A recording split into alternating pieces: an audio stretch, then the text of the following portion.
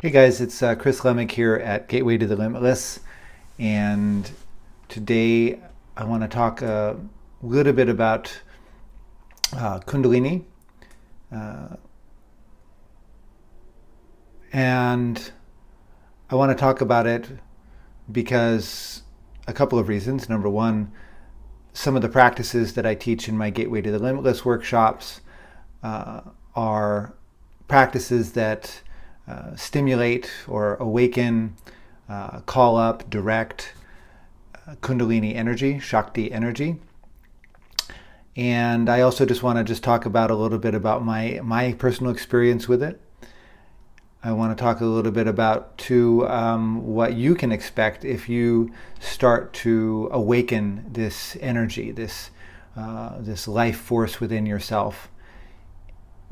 Now the thing is that I know that there's like a gazillion videos now on YouTube, and there's tons of people, tons of teachers out there for years now who have been teaching Kundalini practices, and but especially now, especially in the past, few years, YouTube is just full. The internet's just full of information and practices and instructions and guided meditations that are all aimed at awakening one's Kundalini energy. So this is not going to be anything new. So it's really just my perspective on it. But I just want to talk about it a little bit. First of all, a little background. When I was a Tibetan Buddhist monk and the years leading up to that, I was a fairly traditional practitioner of Vajrayana and of Mantrayana and Tantra. And traditional in the sense meaning that, I kind of followed the standard line about, Kundalini practices, wind energy practices, Salung, these more quote unquote advanced pranayama practices aimed at accelerating one's spiritual growth and evolution were hush hush and very secret, even dangerous. And I really bought into that story for a long time. And the reason for that was, I guess, naivete a little bit. But also there was a genuine, authentic wish to really practice in a genuine way, to practice these ancient traditions in a way that had been done from teacher to student for generation after generation after generation. And so I put a tremendous amount of trust into these systems of Tibetan Buddhist Tantra, Mantrayana, Vajrayana. And what I've come to realize over the, especially the past year or so, is that although these traditions were in place and have been in place for good reason to some degree, we've also come to a time where these traditions need to be broken. We are coming to a time where we really do need to accelerate our spiritual awakening, our spiritual evolution. And you can feel it. If you're watching this video, if you're in 3 minutes and 48 seconds here now, and you're still sort of interested in this, then you probably have some sense of what I'm talking about. That there's a sense of, I don't want to say urgency, but an electricity in the air in certain circles and for certain people, where we're starting to really feel that there's this tremendous underlying shift of spiritual energy just bubbling, just like a volcano getting ready to go off. And I just believe that it is time that, the time of secrecy is over. And the Dalai Lama actually has said this, that the time of secrecy is over, and it's time to start, teaching these practices, learning these practices, and starting to really take our spiritual destiny into our own hands. So I want to talk a little bit today, and I want to do many videos on this, now speaking more openly about it and less euphemistically or just hinting at it. I want to be very direct about what it is that I'm teaching and what it is that I'm practicing, and my experiences and the experiences of people that I know and teach. So Kundalini is really just a term, a word that designates our most basic energetic nature. It's the creative power, the creative power of the universe, and not just this universe, all universes.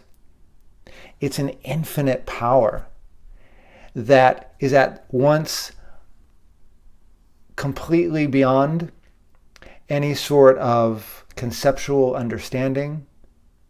It's not something that you can point at and describe and put in a box and label as a thing and say, like, this is what it is. Yet at the same time, it is the fundamental energy that gives rise to everything, including you. The sound coming out of my voice right now is Kundalini.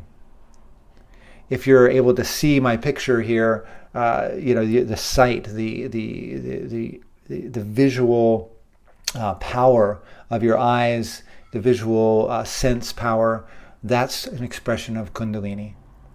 The sensations that you feel, the thoughts that you have, the concepts that you grasp onto, all of this is Kundalini.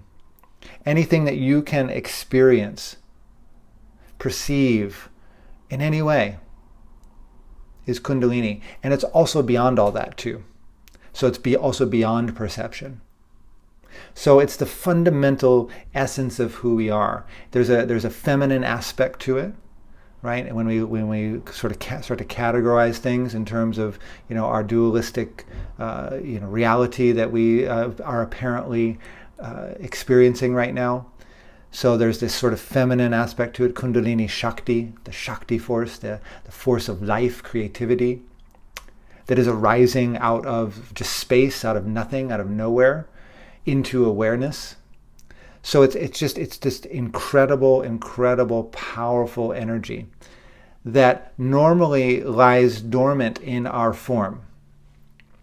Like most of the Shakti energy, the Kundalini energy that is our sort of unawakened human form, our dense material body, is very, very, very slowed down, and it is it's not expressing in its full potential, apparently, right? It is actually, but we're just not quite aware of that yet, because we're having an experience of being a matter, dense, physical form, because we've chosen that. You have chosen that. So what we are talking about here, when people talk about Kundalini practice, awakening Kundalini, is really not about doing anything that isn't already there and already happening. It's about deliberately and very consciously and very intentionally waking ourselves up from the dream, the sleep walking trance that we've kind of deliberately put ourselves in, but have maybe even gotten lost in to a certain degree, or at least it feels that way, where we believe we are the form. We believe we are this dense, solid, limited form that's separate from everything, and that I'm here and you're there, and you have a history and you're moving through time in this linear way, and you interact with different things that are outside yourself. All this stuff that we normally consider to be, that's reality. And what we're doing when we're stepping on the path of any spiritual path, but stepping on the path of awakening Kundalini, is we're saying, I don't want to dream anymore. I want to wake up. But I've just forgotten. I've temporarily forgotten. I've become so convinced. This experience is so convincing. I've gotten so caught up in it, in the story. It's like going in to watch a movie and forgetting that it's a movie. And you forget you're in a theater. You think that you're actually a character in the movie, observing the whole thing and experiencing your experiences inside the movie. That's what it would be like, when that's just not the case. So awakening Kundalini is about awakening from the dream. It's about recognizing again, recognizing the truth of who we are. And although it's a process, it appears to be a process where we're actually doing these practices, where we're stimulating Kundalini, where we're directing Kundalini, where we're visualizing Kundalini come up through the body and go through all these different energy centers of the body, chakras and all this sort of stuff. And we might say mantras and prayers and do just really effortful practice. The fact of the matter is that we already are that. We already are whole, complete, full expressions of this Kundalini Shakti energy. And from a certain point of view, again, from the totality of who we are, we're already awake, and we know this. We know this, but we're here having this experience, this localized experience right here, right now. So in this dimension, we have very skillfully and very convincingly convinced ourselves that we are not that. So I want to talk a little bit about how there's so much information out there about these different practices, and there's a lot of good information. There's a lot of good teachers out there who it seems like they actually know what they're talking about, that you can actually trust what they're saying. I'm a little concerned with some of the videos out there, because I've heard stories about people, who hear about this stuff. Oh, this sounds exciting. I want to, yes. Or they feel some intuition. Yes, I want to awaken my Kundalini. That sounds like a great idea. And they follow that impulse. They follow that intuition. And they start listening to meditations, and they start, doing some practices, and they start doing some pranayama, breathing techniques, and tumo, and things like that.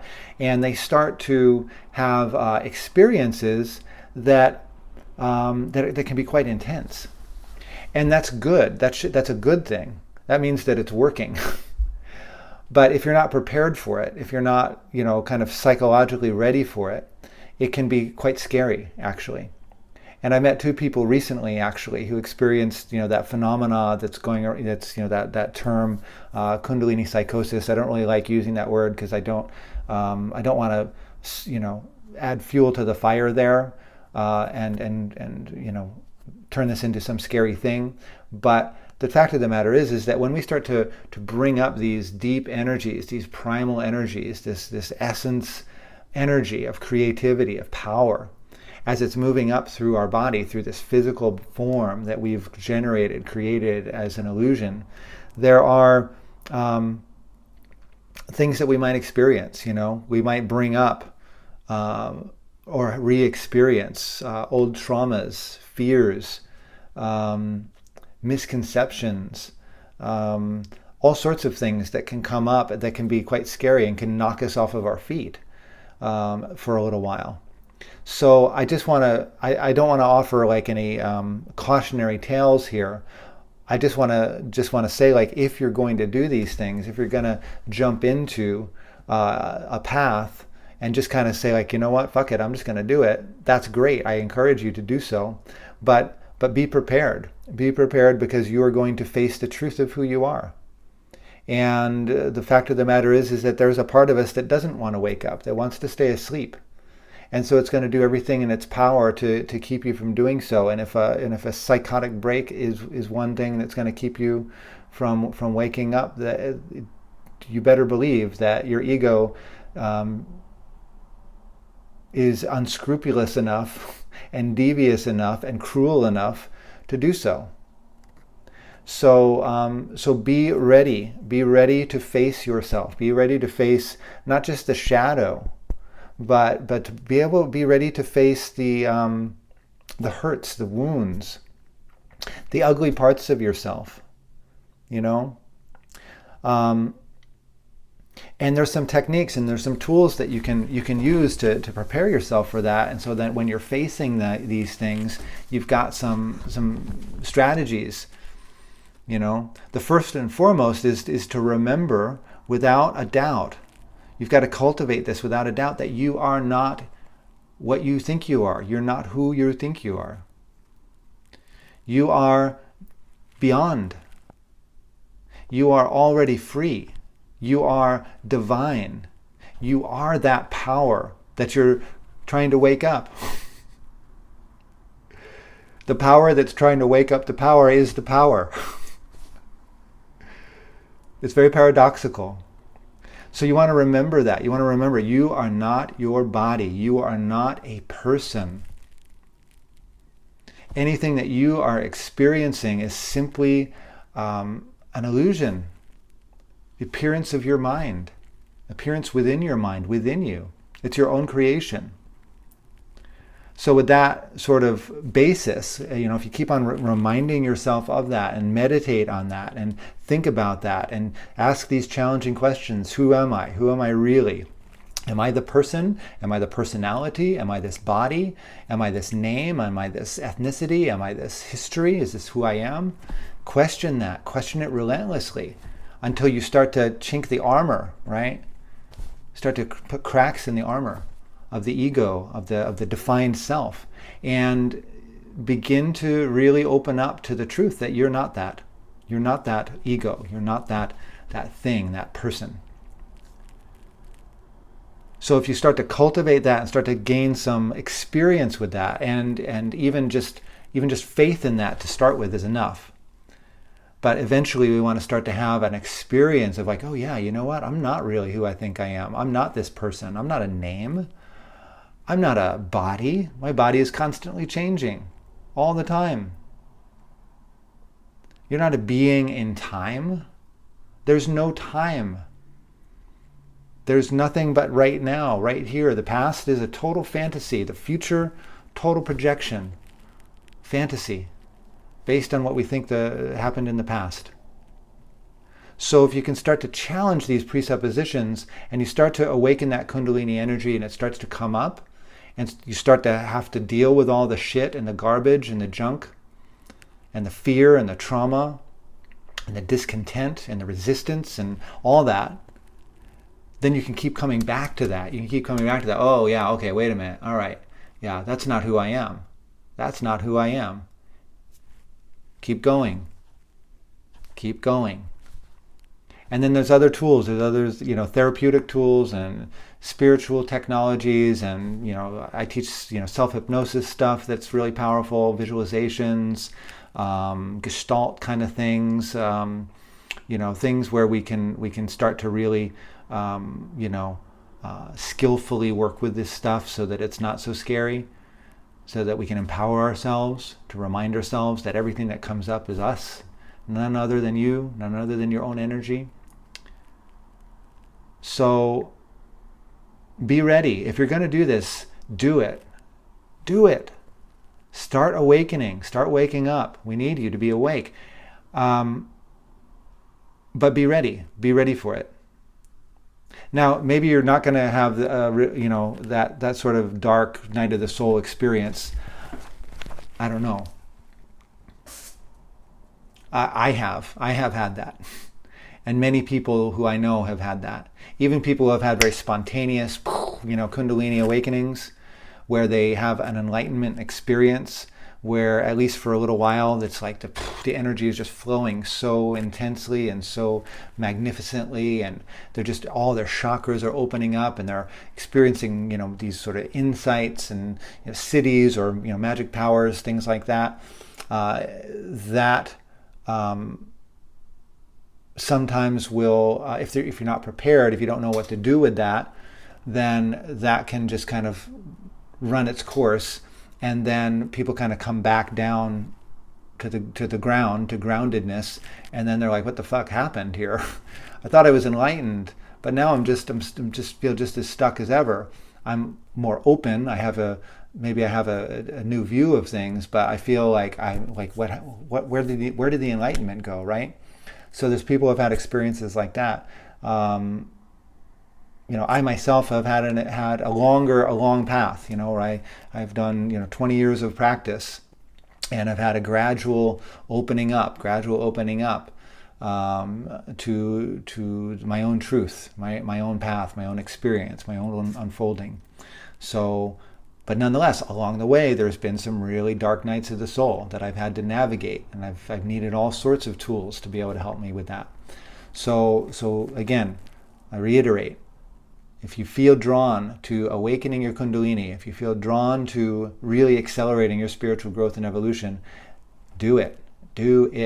But just be ready. So find yourself either a teacher, a community you can trust, a trusted spiritual friend, partner that you do the work with that you really trust. Whatever it is for you, make sure that you've got that in place. And then I wanted to talk to you a little bit about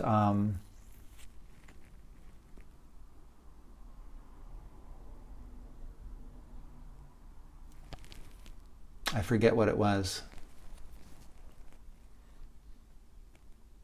So let's just leave it at that. Let's just leave it at that for today. I think that's enough. This is a long enough video now anyway. So I'm gonna just continue to post more videos like this. I'm getting away from hypnosis and hypnotherapy, but you'll notice there's a lot of hypnosis videos on my channel. I even post them sometimes. I posted one today actually. So I still kind of do that kind of work, but this is the stuff that I'm really working on now, both with myself and with others. So I'm gonna just be more open about this, sharing my experience more, sharing the tools and the techniques and and we're going to go walk this path together. That's my hope. I want to walk this path with you. So thank you for watching today. Again, my name's Chris Lemig, and here at Gateway to the Limitless, like this video if you like it, subscribe to this channel if you want to learn more, if you think this is interesting, and really take care of yourself and love yourself and awaken